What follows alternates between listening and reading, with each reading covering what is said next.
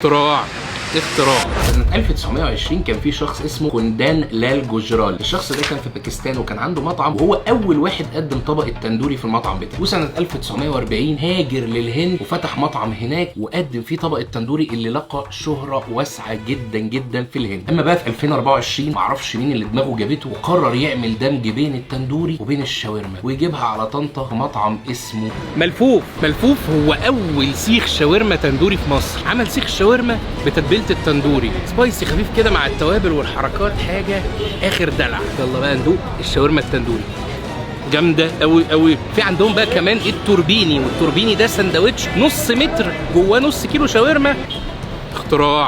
اختراع مرعب الصراحه. فتة شاورما تندوري، شويه بقى توميه سبايسي. بص بقى يا باشا الجمال، بص الجمال يا باشا. الفتة عظيمة، فتة جامدة قوي قوي قوي. طنطا بجد فيها مطاعم حلوة قوي، وملفوف من المطاعم اللي عجبتني جدا، وقريب جدا يكونوا موجودين في القاهرة.